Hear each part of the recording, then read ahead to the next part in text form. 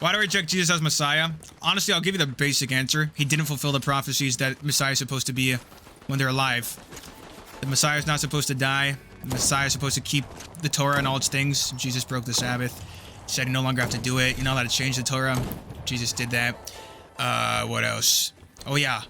When the Messiah comes, all war stops and all the animals are peacefully with each other. And Jesus was here and didn't do that. He didn't fulfill the prophecy. That's sort of what it is. Didn't expect to get biblical today. I don't feel like getting in an argument about it. We're not going to get anywhere. Isaiah 53 is talking about the nation of Israel. Christians mistranslate the letter mem. They mistranslate it to he. No, they mistranslate it as for when it's actually from, which is a pretty big mistranslation. Some translations actually corrected it in Christian versions. And they translated it as for, when in reality mem in Hebrew means from.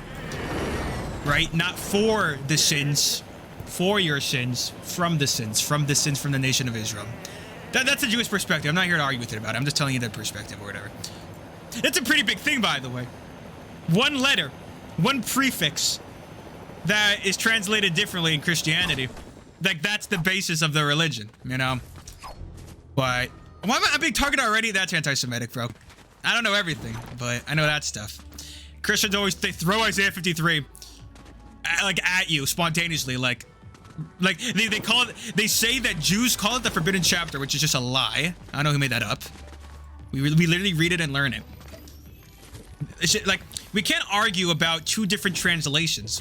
We have one translation which we've followed for years, for thousands of years, and then you have your translation, and that's fine, you know. But like, don't come in here and be like, you know, your family's Christian, but not gonna lie, Jewish seems so much better. I'm not here to get you to convert. That's not what I'm trying to do here.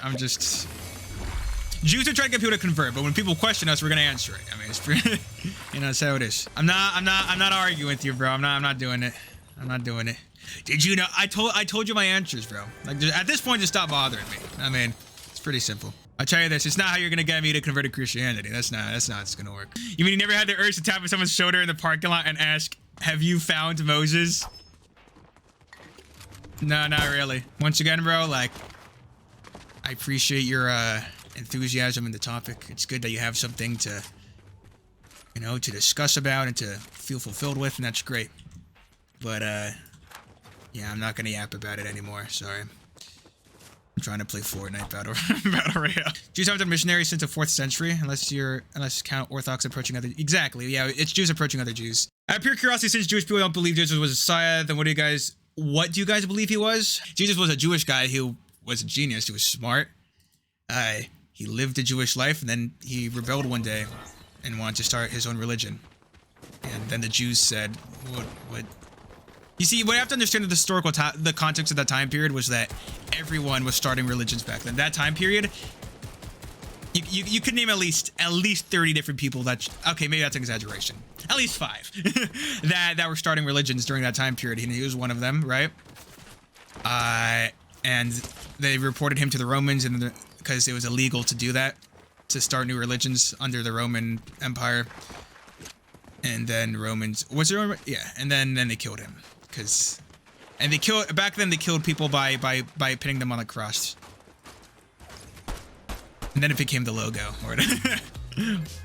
I'm giving you the perspective. I'm not, whatever. Why would he lie? I'm not, maybe I don't know if he even believed he was lying. Maybe he went crazy. I don't know. I'm not here to argue about hypotheticals, about what if this, what if that. We're not gonna, listen, we'll cut it short right here. We're not gonna convince each other or anything, right? I'm also fairly educated on this subject. I could go on for hours about it. We could go back and forth. I know all the questions you're gonna ask, right? I don't feel like talking about it. I'm trying to play Fortnite. You're not gonna convert me. If anything, I will make sure you don't convert me. You specifically. I'll let someone else do it. It's just annoying. I know how that's supposed to get people to convert. Like, I get you're trying to save me from eternal damnation, but like, bro, like, be more skibbity. Like, come on. If a Muslim pestered me, would I convert? So I'm gonna tell you right now, I'm extremely confident in my faith in the Jewish religion, from a logical standpoint also. from an intellectual standpoint. So I'm pretty confident, you know, like I'm pretty confident. I am confident. Like I'll tell, that's how it is, bro. Like, I'm sorry. It's my favorite verse. It's not like that in Judaism. Like, I'll name you a verse. It's from Pirkei Avos specifically, not directly in Torah. Ratz katzvi kigibor ke'aryeh. Swiftness of a deer, the strength of a lion. I believe that's how it goes.